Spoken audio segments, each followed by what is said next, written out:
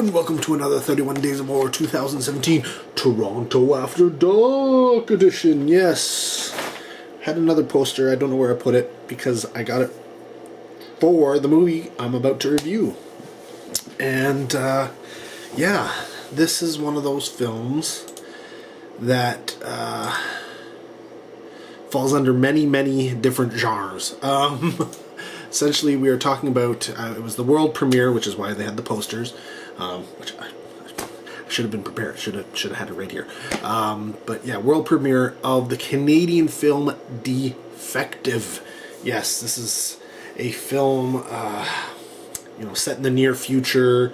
It's sci-fi, thriller, it's action, it's horror. Think films like RoboCop and Minority Report and to an extent like THX 1138, that kind of idea, because this is how would you say it? Is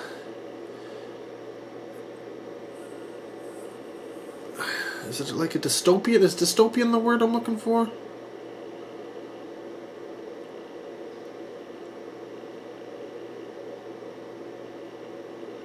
Yeah, I guess that's what it is. So it's a future. It's not post-apocalyptic. It's government controls everything. I guess dystopian, right? And we've got essentially two main characters. Well, there's a few, but two major main characters. Rhett Murphy and his, I guess you'd call her estranged sister Jean, who are forced to go on the run from this, this police state, the state, after uncovering some dark secrets about a corporation. Ha ha ha.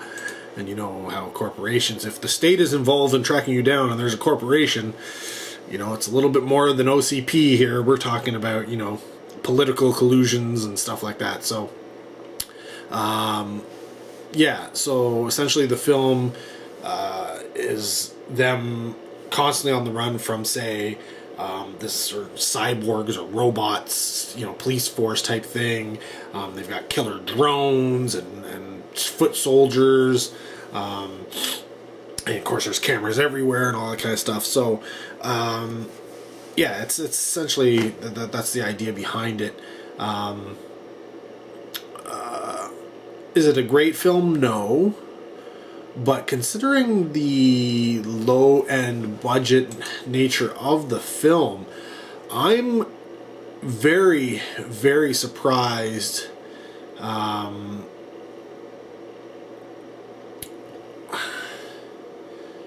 That they managed to pull off what they did. They used traditional effects building with computer camera editing and work to create these this sci-fi world.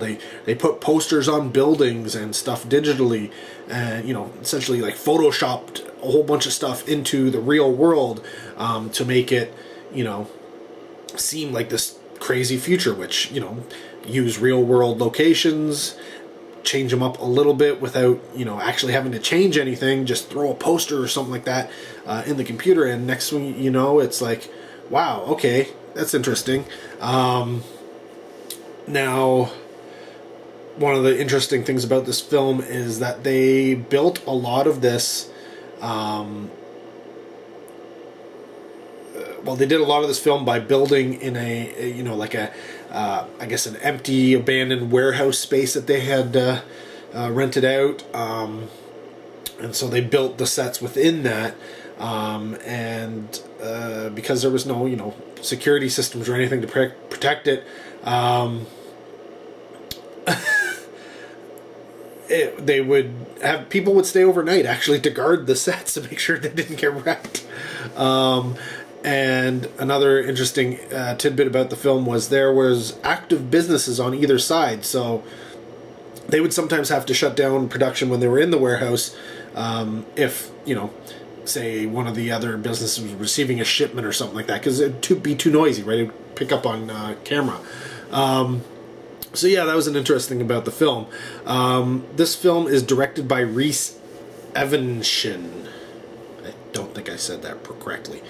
Who technically has done one feature before this and a few shorts, but I don't know anybody who's seen Dead Genesis. I've never seen Dead Genesis. I've never even heard of Dead Genesis, but that was the first feature and only feature before this one, which is, I'm guessing, where Colin Paradine, who plays the brother, met up with him, because they did both work on that film. You may know Colin from, well, if you saw that film, from that one, but I don't know anybody who has. But he was also in Antisocial, as well as a few other things here and there. But that would be probably the one thing that you might know him from. His sister Jean is played by Raven Cousins, who you may know from more things, oddly enough, including The Drownsman, which played at Toronto After Dark like 2-3 years ago, I can't remember. Late Night Double Feature, which I do believe played at the Blood and the Snow Film Festival, but I didn't see it there.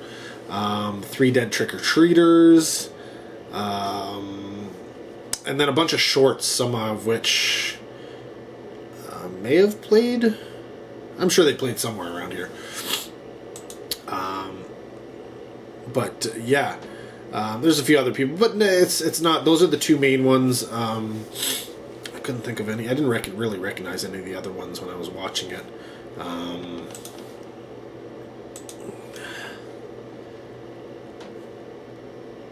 trying to think.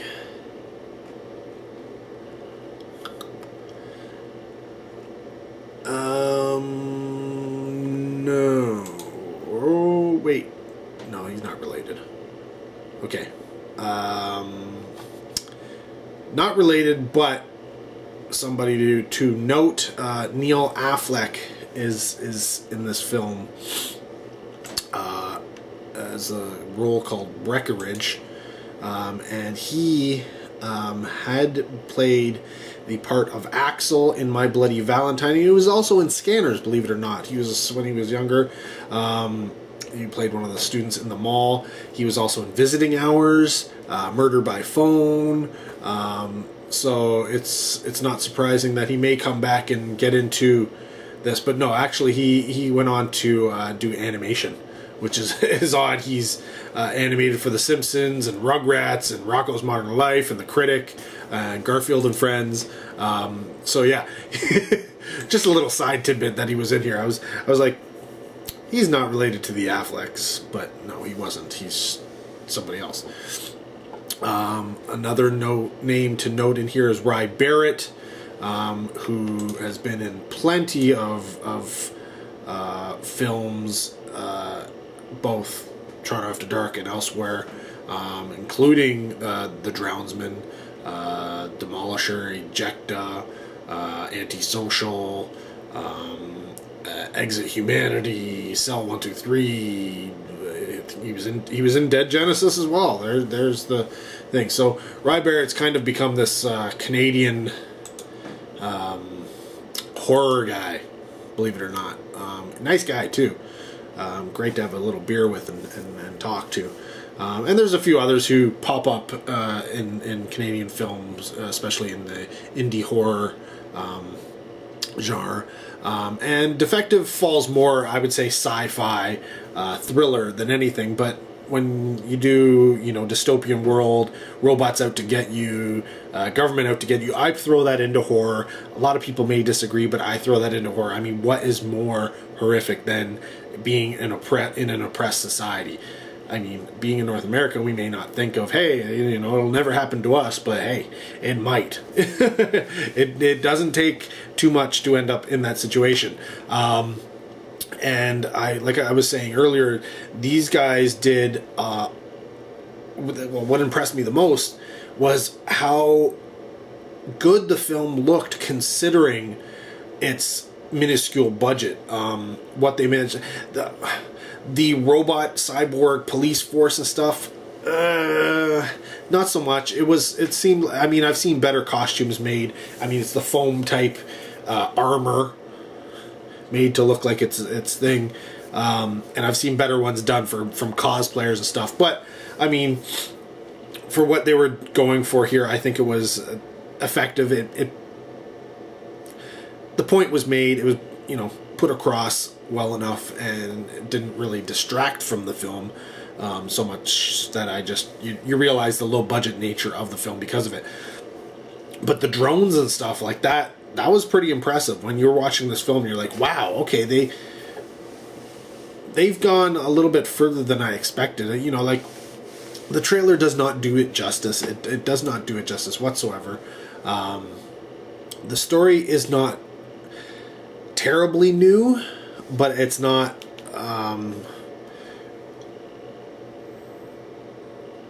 well, portions of it have been done before and many times, but there are a lot of little things here and there that are kind of add to it to make it a little bit new. And I guess the robot force chasing you down is kind of part of that.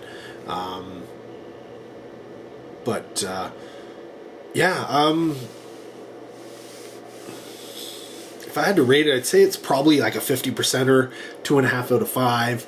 I enjoyed what I watched, but like, you could see its faults, you can see its shortcomings, and they're pretty glaring.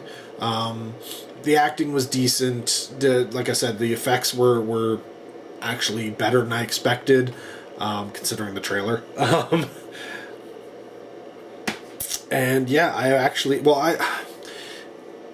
part of the problem is I enjoyed the film because I do like that whole dystopian future, the whole post-apocalyptic futures, those type of future settings, which is why I like zombie movies too.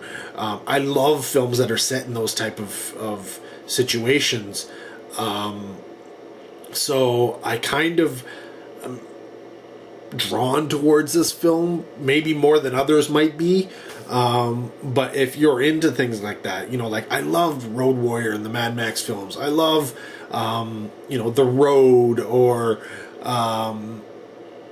what else do you look? Well, I've seen so many of them. There's so many, any of the zombie type films, or 28 Days Later, or something where it's, the shit has hit the fan and people are having to fend for themselves and stuff like that. I love that. I also love the whole, ideas behind, say, what was that Mockingbird movie? Hunger Games, those type of things too, right? And this just adds into that whole genre. Well, it is a subgenre of this global subgenre that I'm speaking of, and so it's no RoboCop. It is not RoboCop. RoboCop is like way up here, and Defective is way down here. But that's not to say that Defective isn't enjoyable, because I did enjoy it. I really enjoyed it. Would I recommend it? If you are like me and you're really into those films, then yeah, you know what? You'll probably forgive its low budget shortcomings and any of the little tidbits in here that may draw you out of the film. You may look past those just because you are that into the story that's being told, the world that's being created here. But if you're not, I think you're probably going to latch on to those low budget things, and then not really care about the acting, not really care about the dialogue, not really care about the world or the story that's going on. You're just you'll see every little error, every little kind of meh that happens in the film, and it'll probably, not get you to the point where you actually like or enjoy the film that you see, which is too bad because, like I said, I enjoyed it. But that being said, I'm not gonna, rate it a 5 just because I enjoyed it. No, it's like a 2.5 out of 5. It's enjoyable. It's got some really good things, but it's still down at the end. It has its problems, and it has its the things that kind of, you know, like, well, you know, budget. You know, like if you don't have the budget, you gotta figure out a way to do things. And you know what? I think they managed to do a lot with what they had, and you know, it doesn't look cheesy. It doesn't look, you know, it doesn't look like the Asylum put this together, or you know, some schlocky guys got together and figured, you know, they'd paint a bunch of super soakers, throw some foam armor on, and just go around and be like, "Hey, look at our movie." No, this was a serious film that they've actually gone and, you know, put some time and effort into it, instead of just, you know, going through it as fast as possible and churning out, you know, whatever they think may sell, you know, to whatever. I don't know. Honestly, I don't know how the Asylum. I don't know. I mean, yeah, there's a market for those films. Don't get me wrong, but I mean, it's not a huge market, right? Like, I don't know. Anyways, I'm going off on a side tangent there. Stick to Defective. Yeah. It's funny. I'd like to see more from Reese, who did also write the film. So yeah, it's one of those things. I mean, the film might have been a little bit long. That would probably be the only other thing I'd say about it. Probably could have been trimmed a little bit. It wasn't 2 hours long, but it seemed like it was 2 hours long. Maybe just over an hour and a half.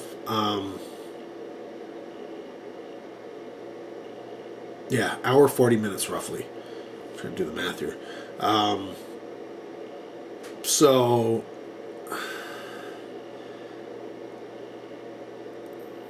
no. Oh wait, there was the cue. Okay, yeah. So roughly about an hour and 40 minutes long, which could be stretching it a little bit much. I mean, there's a lot of dialogue going on in this film, and I know some people would probably like to see it, you know, punch up the action and punch up the, you know, the thriller portion and get it moving a little bit more. But I was okay with the pacing and such for the most part. But like I said, it could have been trimmed down. I'm sure it could have been tightened up, as they like to say, a little bit, and it might have brought it up to a 3. Just, you know, maybe, you know, a little bit, spend a little bit more time on the costume of the cyborg. And honestly, I was kind of weirded out. The cyborg just literally looks like a guy in the foam armor, because he even moves like a person who's, you know, just going around. Like, I always had this impression like they would be a little bit slower, you know, like RoboCop is. I was expecting more of that. You didn't get that. You get, like, you actually see the guy's wearing pants and he's just going. It's just like, yeah, I expected more robot. But, yeah, you don't get that. So, a few little tweaks here and there, I think, would have made the film just a little bit better. May have brought it up to a 3. But we'll never know. Anyways, if you've seen Defective, comment down below what you thought about the film. Try and keep everything spoiler-free if you can. I know it's hard sometimes, but try. But yeah, thanks for watching. More 31 Days of Horror to come. So yeah, let's check it out now. Till next video, take care. Have a good one.